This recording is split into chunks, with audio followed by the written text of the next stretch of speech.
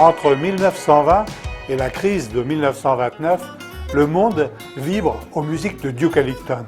Le Goncourt est remis au Martiniquais René Marant. Les expositions et les fêtes portent au zénith ce que l'on appelle l'art nègre. Rythmé par le jazz, la folie noire envahit Paris. Le 2 octobre 1925, le Théâtre des Champs-Élysées présente sa revue nègre. En première partie, une jeune américaine éblouit le public en dansant sa danse sauvage, poitrine nue, sur un air de Charleston endiablé. Elle s'appelle Joséphine Baker. Un an plus tard, aux Folies Bergères, elle danse cette fois avec la fameuse ceinture de fausse banane que tout le monde lui connaît. Freda Joséphine MacDonald, alias Joséphine Baker, est née le 3 juin 1906 à Saint-Louis, dans le Missouri. Élevée dans une famille pauvre, elle fait vivre les siens par son salaire de bonne à tout faire. Joséphine a pourtant un espace de liberté, la danse. Elle monte à Broadway, se produit avec des troupes d'artistes noirs et cultive un genre peu exploité par les femmes, la grimace. Drôle et fantaisiste, elle louche et déforme son visage comme pas une. À Paris, les artistes des années folles comme Apollinaire, Picasso ou Max Jacob sont tous fans d'art nègre.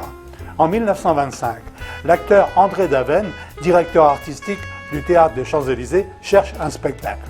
Son ami, le peintre Fernand Léger, lui souffle une idée. Pourquoi ne pas créer une revue entièrement jouée par des Noirs? Daven charge Caroline Dudley-Reagan de lui trouver à New York une troupe d'artistes afro-américains. Un soir, au Plantation Club, Caroline repère Joséphine Baker et lui propose pour $250 par semaine d'embarquer sur le paquebot Berengaria, destination Paris via Cherbourg. Une vingtaine d'artistes et du voyage, dont un certain Sidney Bechet.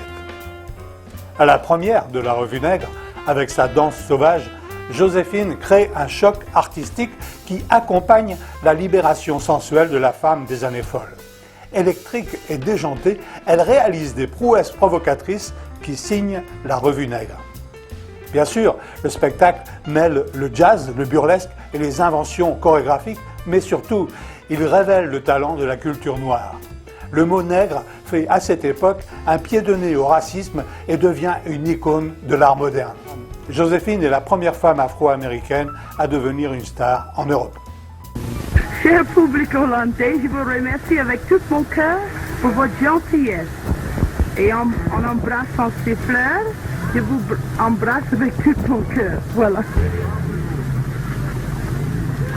Pour la saison 1930-1931, Henri Varna, directeur du Casino de Paris, engage Joséphine Baker comme meneuse de revue et lui offre un guépard qu'elle baptise Chiquita. C'est là qu'elle lance J'ai deux amours, une chanson devenue culte composée par Vincent Scotto. Dans sa vraie vie, Joséphine aura en fait 5 maris, dont le financier Jean Lion, qu'il épouse en 1937, lui permet d'obtenir la nationalité française et lui fait découvrir le domaine des Milandes en Dordogne. En 1939, quand la France entre en guerre, Joséphine Baker, recrutée par le 2e bureau des forces françaises libres, devient agent du contre-espionnage. Profitant de sa notoriété, elle intervient au Maroc, au Moyen-Orient ou au Portugal. Après la guerre, Joséphine retourne aux États-Unis pour défendre les droits de la communauté afro-américaine. Elle met sa notoriété au service des victimes de la ségrégation raciale. En juin 1963, elle marche sur Washington pour l'emploi et la liberté avec Martin Luther King et l'entend prononcer son fameux discours « I have a dream ».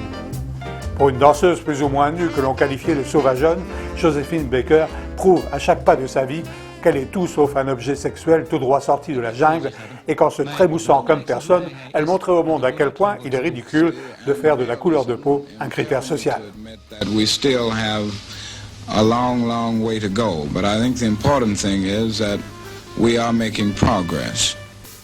En 1947, Joséphine épouse Joe Bouillon, un chef d'orchestre avec lequel elle vit pendant 10 ans. Son rêve, monter un village symbolisant la fraternité universelle. À partir de 1955, elle adopte 12 enfants venus de tous les horizons de la planète, c'est sa tribu arc-en-ciel. Elle achète le domaine des Milandes, fait construire 2 hôtels, un golf miniature, des cours de tennis, un musée de cire, des écuries, un bureau de poste, une station essence, un héliport. Cela lui coûtera sa fortune. En 1968, le château est vendu en son absence 10% de sa valeur. Joséphine se barricade dans sa cuisine pour défendre son rêve. Le nouveau propriétaire lui envoie ses hommes de main, elle renonce, tombe malade et se réfugie sur la Côte d'Azur auprès de son amie Grace de Monaco. Pour rembourser ses dettes, Joséphine chante à nouveau et triomphe encore dans de grandes salles comme à Paris, New York ou Londres. Pour ses 50 ans de carrière, elle monte à 69 ans, le 24 mars 1975 sur la scène de Bobino, couronnée de plumes et vêtue de paillettes pour un spectacle qui retrace sa vie. Le 9 avril, après 17 représentations, elle rentre à son appartement parisien, s'endort pour la dernière fois et après 2 jours de coma, décède le 12 avril 1975. De danseuse, contorsionniste et sexy, Joséphine Baker est devenue chanteuse jazzy, actrice, résistante et militante. Petite fille d'esclave, elle a eu 2 amours, son pays et Paris. Elle reste à jamais la plus française des Américaines et une femme admirable avec ou sans ceinture de banane.